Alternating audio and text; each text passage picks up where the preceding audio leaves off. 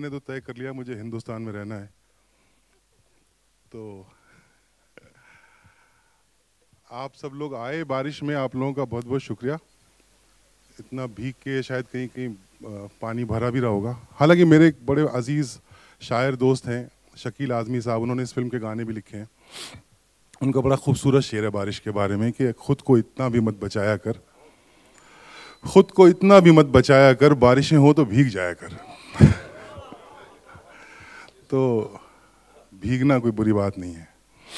तो मुझे ऐसा हुक्म हुआ है मार्केटिंग टीम की तरफ से, पीआर टीम की तरफ से कि मैं आप लोगों से कुछ बात करूं। मैं जब पैदा हुआ तो ये मुल्क 18 साल का छरहरा जवान था 1965 में। 47 में देश को आज़ादी मिली थी। 47 से कुछ पहले और 47 के काफ़ी बाद तक हिंदू और मुसलमान आपस में लड़ते रहे। एक्चुअली सिख और मुसलमान भी लड़े।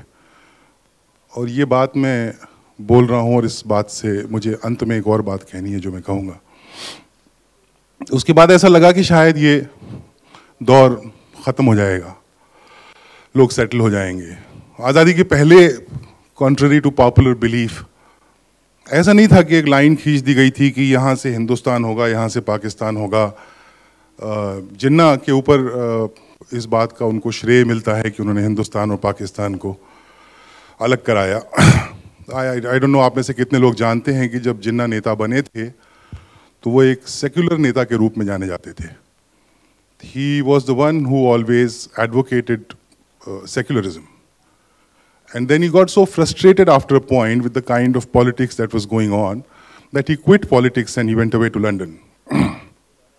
And then when he came back a few years later, he stood up for Muslims and he became a Muslim leader.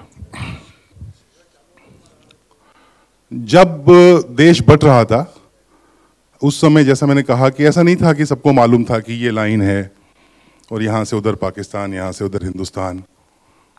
Hindustan की आबादी ही बड़ी कंफ्यूज थी कि ये डिवीजन कैसे होगा। कई लोगों को तो ऐसा लगता था कि शायद 2 प्रधानमंत्री होंगे, मुसलमान अपनी समस्याओं के साथ जिन्ना के पास जाएंगे और हिंदू अपनी समस्याओं के साथ नेहरू के पास जाएंगे। और वो बंद कमरों में उस जमाने में ये बहस हुई, ये डिसीजंस हुए। ना जब विभाजन हुआ ना उस समय नेहरू जी के पास कंप्लीट पावर्स थी और ना जिन्ना के पास कंप्लीट पावर्स थी। उस वक्त ट्रांसफर ऑफ पावर चल रहा था और अगस्त में आज़ादी हुई दोनों मुल्कों की। अक्टूबर में हम दोनों के बीच, दोनों देशों के बीच में एक छोटा सा एरिया था जिसने तय किया था कि वो, मैं थोड़ा शायद ज़्यादा बोलूँगा, मैं जोक नहीं मारूंगा, मुझे आते हैं लेकिन आज नहीं आते।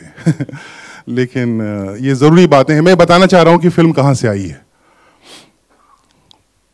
तो कश्मीर नाम का एक राज्य था जिसने कहा कि ना हमको हिंदुस्तान के साथ जाना है ना पाकिस्तान के साथ। कश्मीर के ऊपर पाकिस्तान ने अटैक किया और एक पॉइंट के बाद कश्मीर के जो राजा थे हरी सिंह, उन्होंने मदद मांगी हिंदुस्तान से।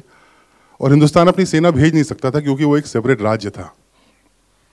तो माउंटबेटन ने कहा कि भाई आप हिंदुस्तान में मिल जाइए तो हम आपकी मदद कर सकेंगे। राजा हरी सिंह, उस समय हालत ये थी कश्मीर में भी, कश्मीर आजकल मैं बात कर रहा हूँ क्योंकि कश्मीर का इतना जिक्र और कम जानकारी के साथ इतना जिक्र, और उसकी बिना पर हम बहुत सारी मैलिस अपने मन में पाल के रखते हैं।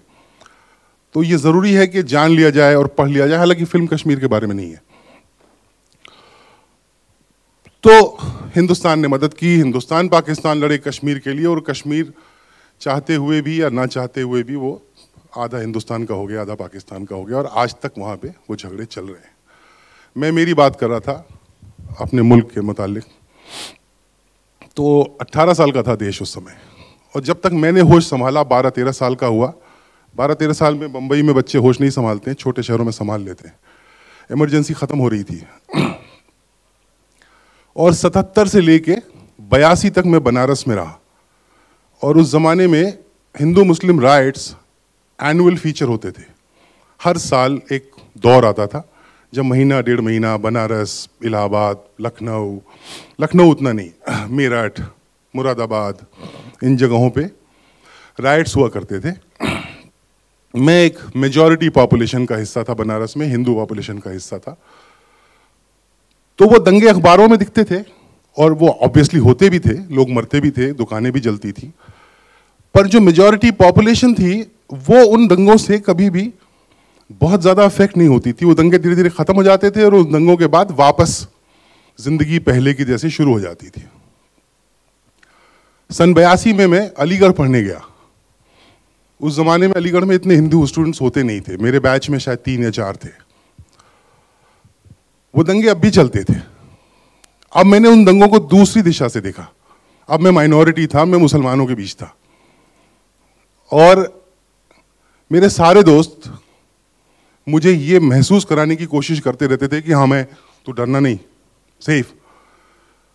तो जब मैं हिंदू मेजॉरिटी में था तो भी ज्यादातर हिंदू लोग जो थे वो दंगों के पक्ष में नहीं थे। जब मैं मुसलमान मेजॉरिटी में था तो भी ज्यादा लोग दंगों के पक्ष में नहीं थे। पर ये दंगे आप देखें तो सन 47 से शुरू हुए, और एक्चुअली उसके पहले से, और ये आ गया सन 88 तक। मैं देखता रहा, ये चल रहा है और चलता जा रहा है। सरकारें आई, सरकारें गईं, इन बातों का सरकारों से कोई रिश्ता नहीं है। एक वो भी बात है जो इस फिल्म के जरिए कहने की कोशिश है।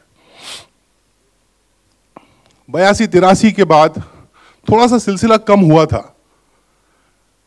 89, 90, 91, 92 के दौरान 2 बहुत महत्वपूर्ण घटनाएं हुई हमारे देश में। एक रथ यात्रा थी जो साउथ से लेके अयोध्या तक गई मंदिर बनाने के लिए अयोध्या में। वो मंदिर बना नहीं आज तक, और पता नहीं बनेगा कि नहीं बनेगा, और अगर बन भी गया तो क्या। बन के इतने सारे हमारे देश में मंदिर हैं जहाँ पे महिलाओं को घुसने की इजाज़त नहीं है, महिलाओं को मूर्ति छूने की इजाज़त नहीं है, ट्रस्ट पैसों के साथ घोटाला करते हैं। तो एक और मंदिर हम बना लेंगे तो कौन सा बड़ा तीर मार लेंगे। वो ऐसे कबीर ने कहा है, बनारस के रहने वाले थे, कि कस्तूरी कुंडल बसे मरक ढूंढे मन माही, ऐसे घटघट राम है दुनिया देखे नाई। हिरन के नेवल में एक खुशबू होती है और हिरन को पता नहीं होता वो कहाँ है, तो वो जंगल में भाग भाग के ढूंढता रहता है खुशबू कहाँ से आ रही है। वैसे ही एक मंदिर है जो हमारे अंदर बन सकता है, जिसको बनाने में हम कभी इंटरेस्टेड नहीं रहते। हमको अयोध्या का मंदिर चाहिए।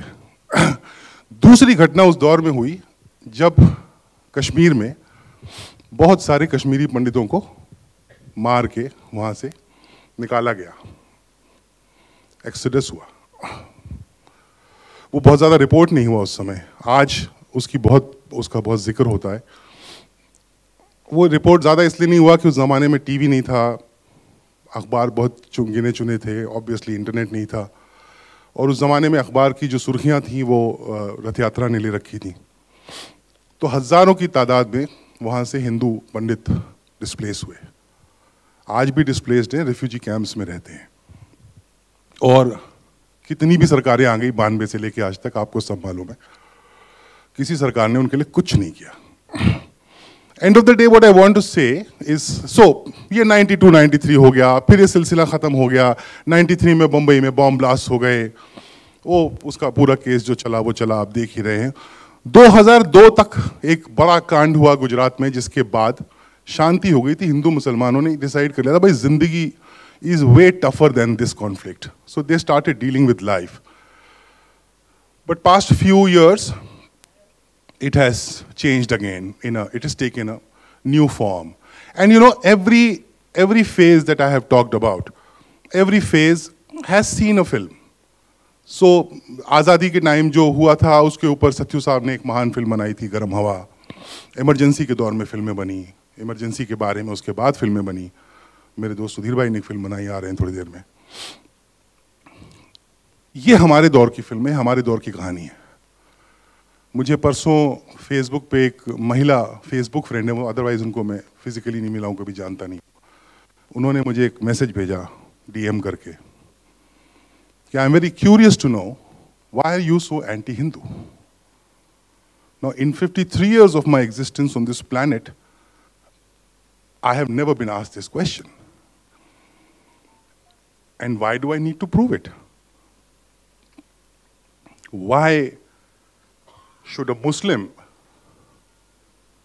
prove to anybody that he loves his country? Because if you put a gun to my head and say Jai Shri Ram, मैं नहीं बोलूँगा, बिल्कुल नहीं बोलूँगा। आपको मुझे एंटी हिंदू कहना है, आपको मुझे प्रो मुस्लिम कहना है, आपको मुझे टुकड़े टुकड़े गैंग कहना है, आपको मुझे जो कहना है कह लीजिए। But if you want me to prove something about my religion और my country, I need, first of all, I need to know who you are. And then I need to know why I need to prove this.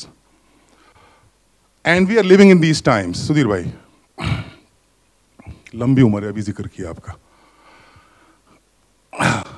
तो ये हमारे दौर की कहानी है जहां पे हम लोग अब ऐसे मुकाम पे आ गए हैं जहां हमें ये साबित करना पड़ता है कि हम हमारे देश से प्यार करते हैं, हम हमारे धर्म का सम्मान करते हैं, हम पराये धर्म का सम्मान नहीं करते हैं, ये भी प्रूव करना पड़ता है। तो ये हमारे इस दौर की एक, और मैंने अपना इतिहास पूरा इसलिए बताया है क्योंकि आपको पता चले कि मैंने इस पूरे कॉन्फ्लिक्ट को दोनों तरफ से देखा है, बहुत करीब से देखा है। कल मुझसे किसी ने पूछा कि क्या फिल्म का सरकार से लेना देना है, और मैंने बताया नहीं, सरकार तो एक्चुअली बहुत इर्रेलेवेंट है। मुझे तो पता भी नहीं कितनी सरकारें आई हैं 47 से लेकर आज तक। एक्चुअली तो वो तो आती हैं 5 साल, कोई 10 साल के लिए आ जाती हैं, उससे ज्यादा के लिए तो आती नहीं। सबसे ज्यादा अगर कोई रेलेवेंट है तो वो आप हैं और मैं हूं। हम गलत डिसीजंस लेते हैं, हम गलत रिश्ते बनाते हैं आपस में एक दूसरे के साथ, और हम हमारा सत्यानाश करते हैं। तो it is all about us and not about any political thought or political party or political individual. So this film is about us. It's about you and it's about me and about a story set in our times which I thought was important to be recorded. So the film Mulk is before you. There's a lot of friends who are here. I want to thank them for coming here. Kamalji sir, भाई बड़ी देर से मिला। कुछ ऐसे जिंदगी में लोग होते हैं जिनसे मिलके लगता है बड़ी देर से मिले यार। सुधीर भाई मेरे इकलौते बड़े भाई और फिल्म से जुड़े हुए वो सब लोग। कैन आई प्लीज रिक्वेस्ट भाई, टेक्नीशियंस कहाँ है पता नहीं। मैं I wanted you all to just at least stand up in your place and नहीं है कोई हाथ उठाएगा? हाँ, thank you. Ballu the editor खड़ा हो जा। Yuvan Milligan, my DOP, who's not here, who's in London, and Kamod is not here, the sound engineer. और कौन? Nikhil, the art director. ये वाला set इसने नहीं बनाया है। Nikhil is the production designer. The 2 composers, new composers, I don't think are here.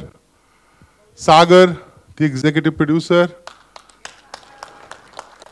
गौरव सोलंकी इसमें ये राइटर हैं, इनसे मैं पिक्चर बनाने के बाद मिला, पर फिर भी इनका कंट्रीब्यूशन है फिल्म में। तो मतलब पिक्चर बनाने शूटिंग के बाद मिला था। बाकी हो गया, कोई बचा तो नहीं। ये अश्रुत है, खड़ा हो जा। इसकी टी शर्ट, इसकी जैकेट बहुत कमाल है। तो पता नहीं इसकी पहली, हाँ जूते भी कमाल है। इसकी पहली या दूसरी फिल्म में बहुत अच्छा काम किया है इसने फिल्म में, बहुत दूर जाएगा। वर्तिका एक बच्ची है, वो पता नहीं कहाँ है। कहाँ है? रेज योर हैंड, जल्दी आओ भाग के, बिना गिरे आना, और जस्ट रोल डाउन नो।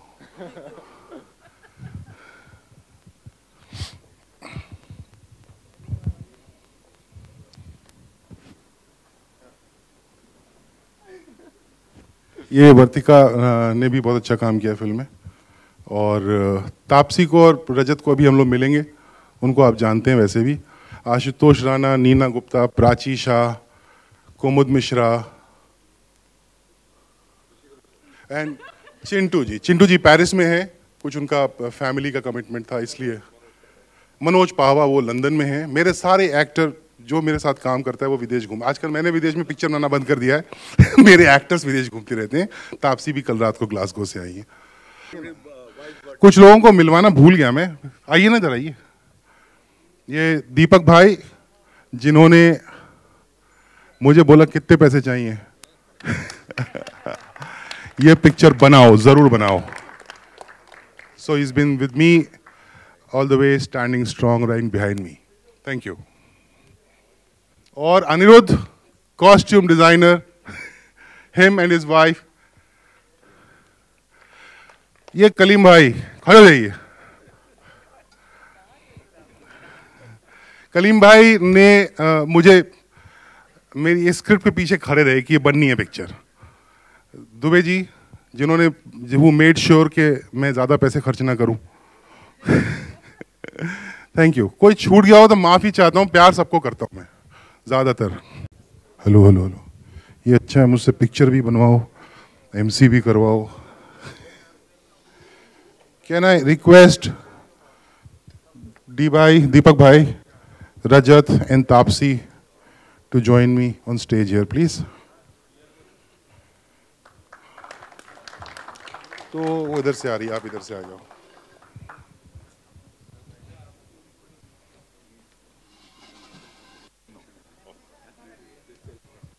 अंदर आ जा। नहीं नहीं, अंदर मतलब पास ही बैठना पड़ेगा ना, डोंट गेट। इनका कुछ करो। बहुत चटुल है ना? बहुत चटुल। ये क्या करूं? नीचे मत रखो, नहीं तो कांड हो जाएगा। वहां रख दो, हाँ नीचे रखोगे तो अलग खबर है। जय श्री राम।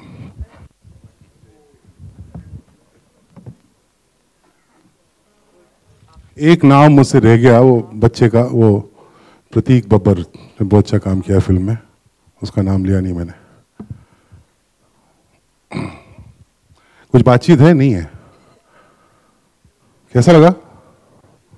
आप दोनों से सवाल है कि इस मुल्क में जिस तरह के हालात हैं, जिस तरह का रेडिकलाइजेशन चल रहा है और जिस तरह से एक पूरे कौम पर तोहमतें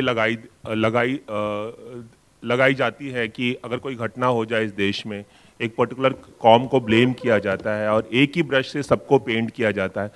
तो तापसी मैं जानना चाहूँगा कितना डिस्टर्बिंग आपके लिए है ये बात कि हम सबको ब्लेम करते हैं अगर कोई छोटी सी घटना हो जाती है, क्या कहेंगे आप? एक्चुअली बहुत डिस्टर्बिंग है, of course, and answer doesn't and here. I will give you an example from my life. हाँ प्लीज। बहुत छोटी सी बात कहनी है। वो पुराने ज़माने में अखबार में ना जब दंगे होते थे तो संप्रदाय का नाम नहीं लिखते थे। आज वो दौर है जब एक वो क्या बोलते हैं उसको, स्पोक्स पर्सन, वो टीवी पे मुल्ला शब्द का इस्तेमाल करता है, मैं नाम नहीं लूँगा, प्रवक्ता, राष्ट्रीय प्रवक्ता एक राजनीतिक पार्टी के हैं। तो आज जब हम बात कर रहे हैं ना, तो आप पर्दा खत्म हो चुका है, वो पर्दा उठा के बात कीजिए, किस कौम की बात कर रहे हैं आप? We've got the elephant in the room, right in the center. So let's see the elephant and talk about it. Islamic terrorism की बात होती है, कोई एक घटना होती है तो पूरे कौम को ब्लेम किया जाता है, कहा जाता है पाकिस्तान चले जाओ, इस तरह की बातें होती है। तो ये बातें आप लोगों के लिए, क्योंकि फिल्म का प्रीमाइस भी वही है, तो ये बातें आप लोगों के लिए कितनी डिस्टर्बिंग है अगर रोजाना हम अखबारों में पढ़ते हैं कि इस तरह की घटनाएं हो रही हैं और इस तरह की बातें हो रही हैं? बहुत डिस्टर्बिंग है, इसलिए मैं बताती हूँ क्यों मैं इसका आंसर देती हूँ। सबसे पहले तो एक अपनी लाइफ से बताना चाहूँगी। My manager is a Muslim, my driver is a Muslim, my house help is a Muslim. अगर मेरे को डिस्टर्बिंग फील होना हुआ कि इन सब लोगों की प्रेजेंस में, तो आई थिंक मैं तो बहुत ही डिस्टर्ब रहूँगी दिन रात, क्योंकि my life is run by them. So it was very disturbing to realise कि this is how a particular religion is targeted. So एक तरह से मेरे को डिस्टर्बिंग था, क्योंकि ये लोग लिटरली मेरी लाइफ का एक मतलब इनसेपरेबल हिस्सा है। तो मेरे लिए बहुत डिस्टर्बिंग था ये चीज़, इसलिए शायद ये एक बहुत बड़ा रीज़न था मेरा फिल्म करने का, कि अगर किसी को खड़ा होना चाहिए तो शायद I think I would love to take the responsibility. तो ये जो दहशत है, जो डिस्टर्बेंस है जो मेरे दिमाग में थी, ये उसको वेंट आउट करने का तरीका था ये फिल्म करना। सो इतना डिस्टर्बिंग था मेरे लिए। अनुभव आप क्या करें? मैंने जैसा बताया, मेरे लिए तो इतना डिस्टर्बिंग था कि मुझे लगा कि फिल्म बनाई जाए। To begin with it sounded a bit like against the tide, but today the kind of response has become such a cliched word. The kind of comments people are giving is so good that I'm happy that I made it. And yes, it disturbs me a lot. And it's not only about Hindu-Muslim, like I said. You know, we've had these clashes among. It's such a diverse country. It's such a big country. And everybody has fought everybody. Hindus have fought Muslims, Shias have fought Sunnis, Brahmins have fought Thakurs, and Thakurs have fought Bhumihars. So it goes on in this country. And one thing that I could not complete when I just slipped it, I slipped my mind. I mentioned Sikhs. Sikh community का भी हिंदुओं से भी झगड़ा हुआ, मुसलमानों से भी झगड़ा हुआ उन सारे दौरों में, लेकिन वो एक ऐसी कम्युनिटी है जिसने उन सब बुरे इंसिडेंट्स के बाद सर नीचे झुकाया और बोला खुशी ढूंढनी है। और आज आप देखें तो मतलब एक पूरा 80 का एक दौर था जिसमें हिंदू सिख राइट्स होते थे हमारे देश में, और एक नए देश की परिकल्पना हो रही थी जो नहीं हुआ। हमारी प्राइम मिनिस्टर मारी गए। वो एक पूरा एक बड़ा लंबा और एक दिल्ली का एक 84 का एक बहुत दर्दनाक हादसा है। पर आप देखें तो वो एक कम्युनिटी थी जिसने they just put it behind them and they just thought no, we have to move on from here, we have to live happily ever after. They work hard, they enjoy life, they do what they do. I think other communities need to learn from them and understand that, okay, it's a diverse country, we had a fight, some unfortunate incidents, some tragic deaths, but we must move on. And this is something that we don't do. And then we keep blaming it on political parties and their divisive politics and blah, blah, blah. But end of the day, it's us who get divided. So we, as the citizens of this mulk, need to recognize that and correct it. एक सवाल और मैं चाहूँगा reserve service का answer दे, तापसी, अनुभव, सभी इसका answer दें कि 4 साल पहले राइट विंग की सरकार केंद्र में आई, उसके बाद बहुत सारी ऐसी तमाम घटनाएं हुई हैं हमारे देश में, बीफ को लेकर हो, चाहे लिंचिंग, मॉब लिंचिंग हो किसी भी मसले पर। क्या आपको लगता है कि कम्युनल जो हार्मनी है वो ज़्यादा डिस्टर्ब हुई है इन 4 सालों में बीजेपी की सरकार आने के बाद, राइट विंग सरकार आने के बाद? आप लोगों को क्या लगता है तीनों को? आपको क्या लगता है? नहीं, मैं आप लोगों की नहीं, आप भी बताइए ना, आपका भी कुछ क्या लगता है आपको? नहीं, मैं सवाल पूछ रहा, आप लोग जवाब। नहीं, मैं बता दूंगा, जवाब दूंगा, आप बताइए। लेकिन लगता है आपको ऐसा हो रहा है? बहुत तो दिया है जवाब फिल्म में इसका। बहुत डिस्टर्बिंग माहौल तो है जी, डिस्टर्बिंग माहौल तो चल रहा है देश में। जी, डिस्टर्बिंग, करेक्ट, बिल्कुल सही कह रहे हैं आप, बिल्कुल सही कह रहे हैं आप लोग। तापसी, अनुभव? हाँ, मतलब मैं तो जैसा कहा, मुझे जो कहना था मैं ट्विटर पे लिखता रहता था यार, झगड़े करता रहता था, फिर गालियाँ सुनता था, फिर वो घर तक पहुँच जाते थे, मेरे बाप तक पहुँच गया एक आदमी, मेरी माँ तक पहुँच गया। तो मैंने कहा इसका तो कोई तो फ़ायदा नहीं है, मैं यहाँ पे इसको क्यों जवाब दे रहा हूँ। थैंकफुली मेरे पास एक माध्यम है जहाँ से मैं देश के लाखों लोगों को एक साथ एड्रेस कर सकता हूँ। तो एक कहानी सोची और सोच के सबसे पहले सुधीर भाई के ऑफिस गया, भाग के उनको सुनाई। मैंने कहा बना दूँ ये पिक्चर? तो उन्होंने कहा फ़ौरन बना दो। तो मेरे को जो कहना था वो फिल्म में कहा है मैंने। आपके सारे सवालों का जवाब, मैं क्या सोचता हूँ, हर सवाल का जवाब होता नहीं एक्चुअली, कुछ तो सवाल ही हो जाए बहुत बड़ी बात है। तो कम से कम सवाल मिलेंगे आपको, जवाब तो हमारे होंगे, कुछ जवाब भी मिले शायद। तापसी कुछ? देखिए, जैसे सर ने अपनी ओपनिंग स्पीच में कहा था, ये मुद्दा सरकार का नहीं है, सो ये उसके बियॉन्ड है, आपका और हमारा है। सो वही चीज़ एड्रेस करने की कोशिश करी है। और बाकी क्या कहना चाहूँगी, क्या फील करती हूँ, जो डायलॉग बोले हैं मैंने पिक्चर में, वो बहुत दिल से बोले हैं। आई होप वो आप लोगों तक पहुँचे, क्योंकि मेरे दिल से निकले, आप तक ज़रूर पहुँचेंगे मुझे लग रहा है। तो उसके लिए 3 अगस्त का वेट कीजिए, हम सबका आंसर आपको पिक्चर में सुनाई देगा। बहुत आखिरी छोटा सा सवाल, वकील का रोल निभाना आपके लिए कितना आसान या कितना मुश्किल था? किस तरह की प्रिपरेशन आपने थी? एक तो एक वकील थे सारे टाइम सेट पे हमारी हेल्प करने के लिए कि कुछ गलत ना करें, कुछ मतलब जो भी नॉर्म्स होते हैं, रूल्स होते हैं, उनको फॉलो करें। दूसरा डिफ़िकल्ट इसलिए था कि मैं ना बहुत ही ज़्यादा मंझे हुए एक्टर्स के बीच में खड़ी थी। मेरे को कभी भी इंटिमिडेटिंग फीलिंग जो होती है वो किसी बड़े स्टार से नहीं आती है, वो बहुत ज़बरदस्त एक्टर्स से आती है।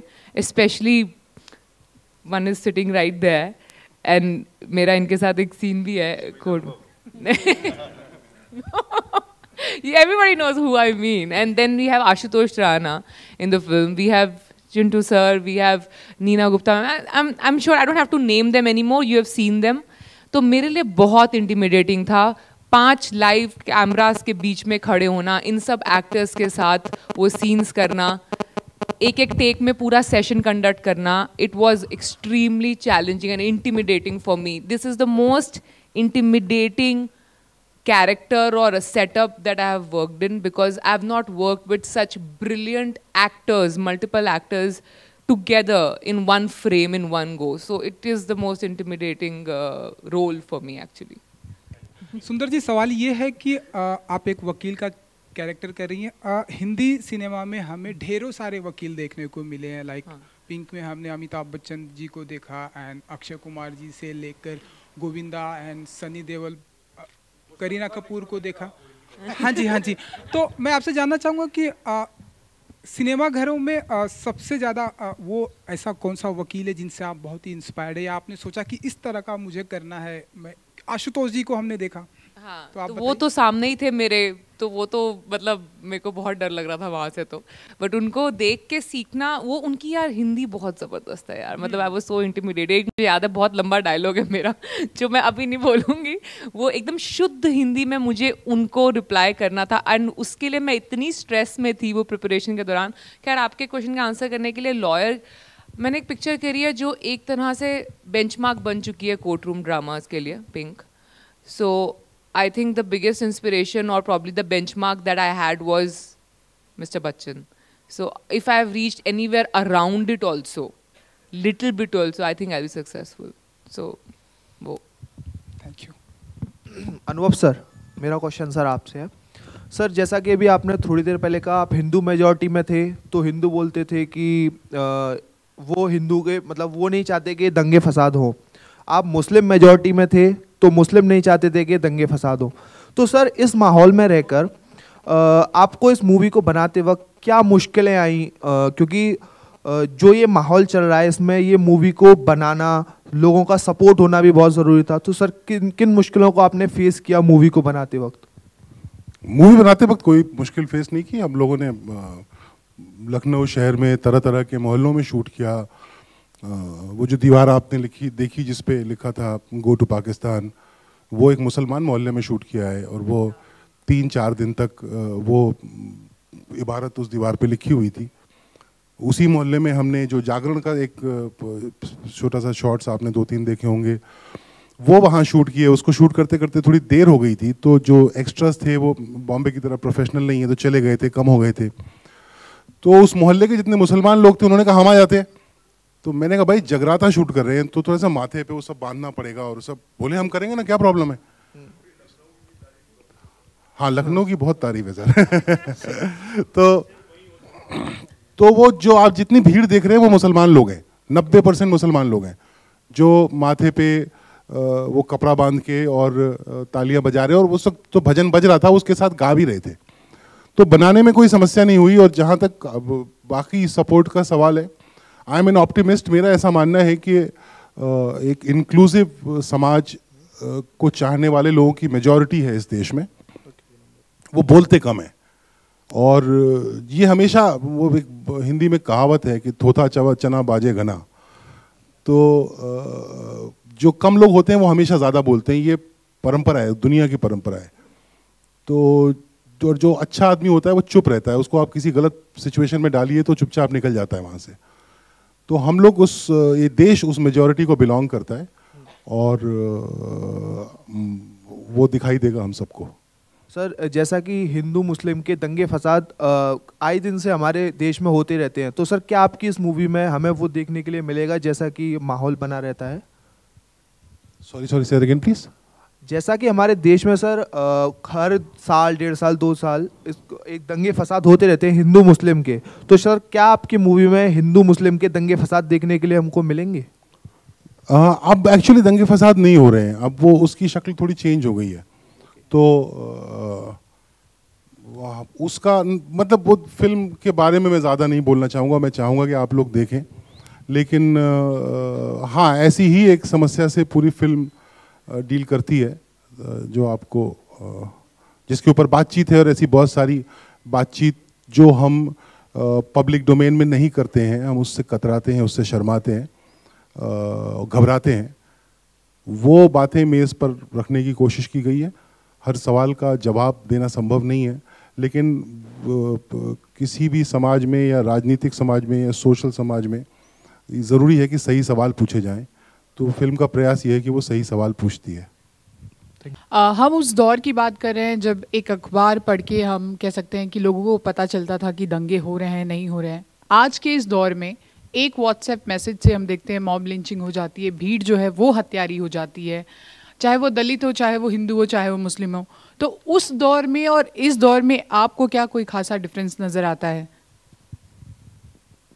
हाँ, मतलब आसान हो गया है समाज के फाइबर को नुकसान पहुंचाना, और मुझे तो लगता है आने वाले समय में शायद हम लोग वोटिंग भी व्हाट्सएप पर ही करेंगे।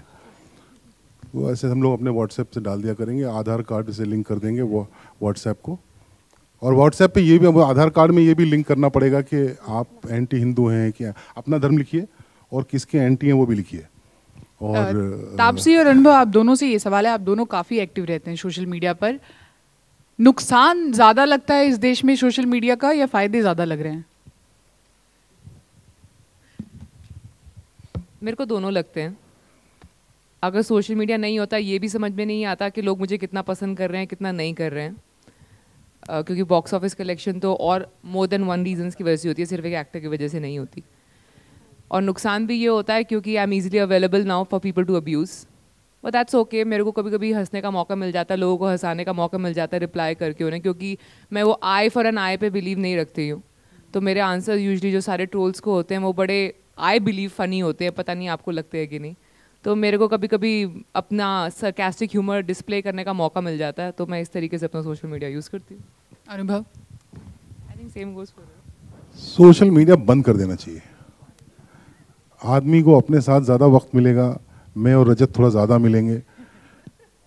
हाँ, मतलब एक्चुअली नुकसान फ़ायदे भले बराबर के हो रहे हों, लेकिन वो नुकसान जो हो रहा है वो नहीं चाहिए, वो नुकसान कतई नहीं चाहिए। तो अगर 4 फायदे हैं तो I would rather let go of those benefit. Having said that, I am on both Facebook and Twitter and I am very active as you said, but I think we should just let go of this demon.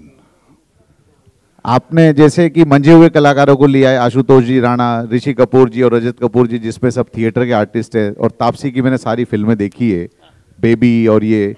तो इस film में जो तापसी ने जो काम किया है बहुत खूबसूरत है। तो तापसी और अनुभव जी, आप दोनों से पूछूंगा कि तापसी ने इन मजे हुए कलाकारों के बीच में जो परफॉर्मेंस दी है, आपने इनसे कैसे निकाली? उन्होंने छुपा के रखी हुई थी सूटकेस में। मुझे पता चला कि कौन से सूटकेस में है, तो मैं रात को घुसा कमरे में और मैं निकाल लाया। यार वो क्या होता है कि आप कहानी लिखते हैं और अच्छा एक्टर होता है तो वो ज़्यादातर चीज़ें तो वो खुद ही कहानी से या कैरेक्टर से इंस्पायर होता है। डायरेक्टर सिर्फ इतना कर सकता है कि उसके दिमाग में जो है, जो कहानी कहने के लिए अच्छा रहेगा, उस वहाँ तक ले जा सकता है। कभी कोई कहानी सुना के, कभी कोई अखबार की कटिंग दिखा करके, you can only inspire, eventually it has to be translated into communication by the actor. तो वो तो उनका काम है। मेरा काम इतना है कि मैं उनको, और उनका एक ये भी काम होता है कि मेरे दिमाग में क्या है वो खोद खोद के वो इन्फॉर्मेशन निकालना। तो मेरा इतना काम है, वो मैंने अच्छे से किया है। मेरा सवाल ये है कि फिल्म जिस सब्जेक्ट पर है, उस सब्जेक्ट को लेकर कभी कभी फिल्मों से कंट्रोवर्सी जुड़ती है, सेंसर सर्टिफिकेट में भी कुछ डायलॉग्स काटे जाते हैं, तो इस चीज़ को लेकर कुछ आपने प्रिपरेशन या कुछ ऐसे सेंसर सर्टिफिकेट से कुछ रिप्लाई आया आप लोगों को? और दूसरा सवाल कि क्या आप फिल्म पाकिस्तान में रिलीज होगी? नवाज साहब से भी नहीं पूछ सकता, अब तो किससे पूछूं? पाकिस्तान का मुझे पक्का नहीं मालूम है, मेरे को तो लगता है कि होनी चाहिए। जहाँ तक सेंसर बोर्ड का सवाल है, अब तक तो माशाल्लाह ट्रेलर नीचे, आपको पता है कि नहीं, जो सेंसर सर्टिफिकेट आता है उसके नीचे एक तिकोना बना होता है, अगर उसमें कोई कट लगा होता है तो। अगर वो तिकोना नहीं, एक ट्रायंगल होता है, बड़ा सा होता है, तो वो ट्रायंगल नहीं है तो इसका मतलब इसमें कुछ भी कट नहीं था। तो आप चाहें तो मैं आपको मेरा सेंसर सर्टिफिकेट दिखा सकता हूँ, कोई तिकोना नहीं है उसमें। हाँ, ट्रेलर का, ये राजत ने मुझे डराया अभी।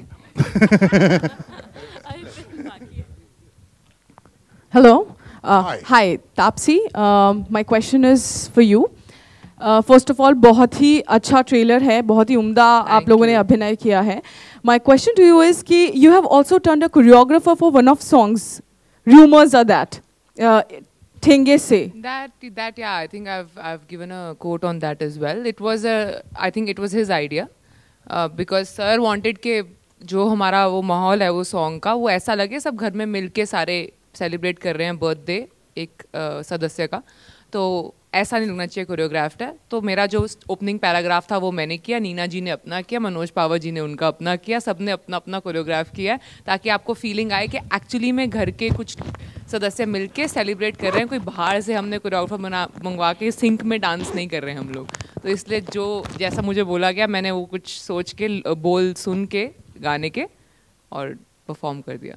जी एक और क्वेश्चन था आपसे कि you are again you know collaborating with Mr. Bachchan for a movie, and I you know think you we'll were talk about that when I promote that film. I think this film gives you enough questions and things to ask than jumping to Badla, which is quite far away.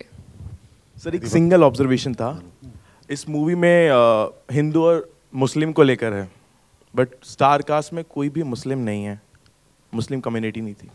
Brilliant question, I must say. First of all, मुझे. brilliant question. I don't know how many of you noticed it.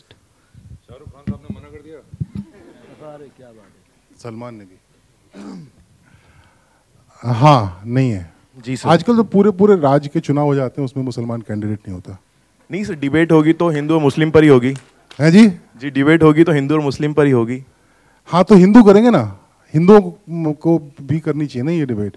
इल्ज़ाम भी तो हम लगाते हैं ना, मुसलमान अपनी डिबेट करेंगे फिर हम लोग साथ में मिलकर. ऐसा कुछ नहीं है, इतना सीरियस मैटर नहीं है. Considering the elections are coming up, there are a lot of propaganda films like Accidental, Prime Minister, Rajniti 2, etc. You said this, I didn't say this.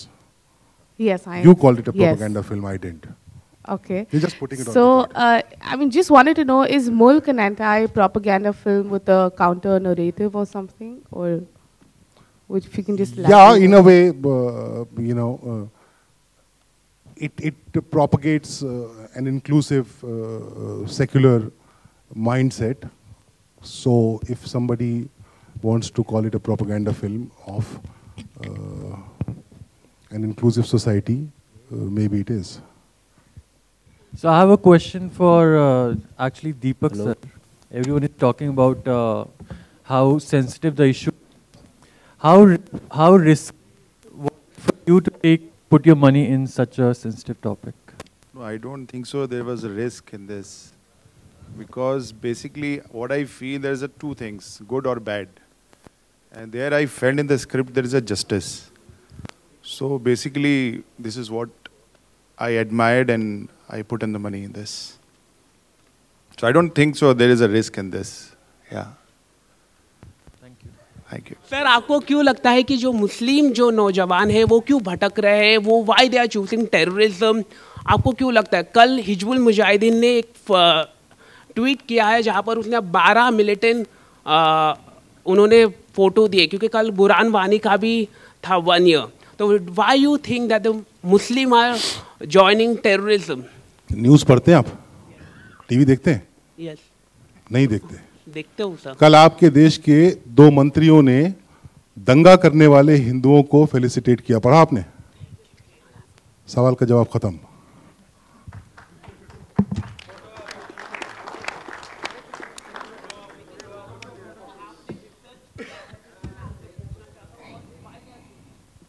Why they are choosing? थोड़ा सा इतिहास पढ़ना पड़ेगा दोस्त, थोड़ा भूगोल पढ़ना पड़ेगा, थोड़ा वक्त लगेगा. मैं ऐसे ये प्रेस उसमें आपको नहीं बता सकता कि मुसलमानों ने टेररिज्म की शुरुआत किसने की है पता है आपको? टेररिज्म शब्द, पहली बार टेररिज्म का इस्तेमाल कब हुआ है?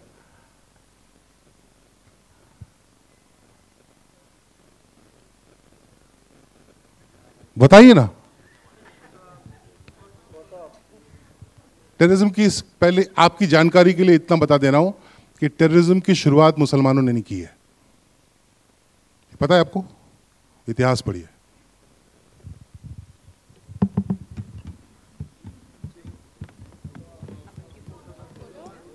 हाँ, ऐसा लग रहा है कि बातचीत खत्म हो गई है शायद. हाँ, अभी हम लोग वो करते हैं, क्या बोल रहे हैं? जोर से बोलो यार, जय श्री राम।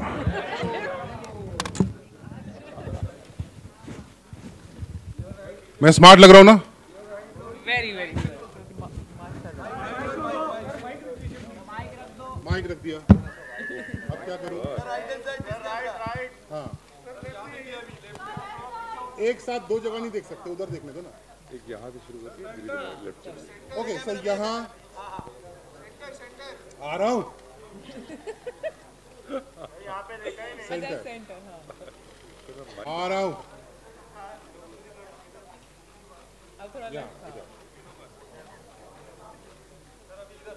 जय Shri thank you for coming. Thank you for coming guys, thank you. हाँ, अभी क्या करने का है? हम तीनों, प्रोड्यूसर नहीं चाहिए। Okay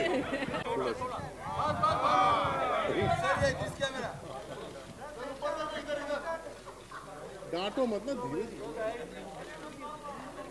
right hand side.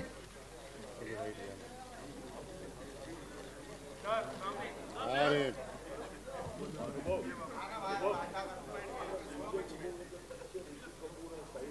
क्या करूं? हाइट कम करने तो खींच ही नहीं रहा। चलो चलिए, thank you for coming, love you.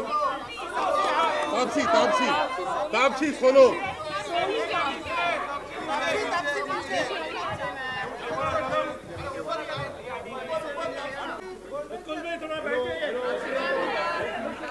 ये चाव चाव मत करो ना यार, साइलेंस।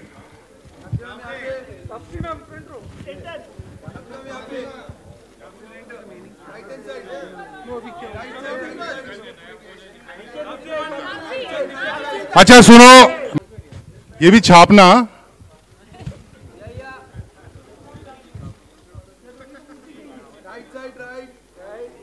आजकल तो सब राइट दोस्त।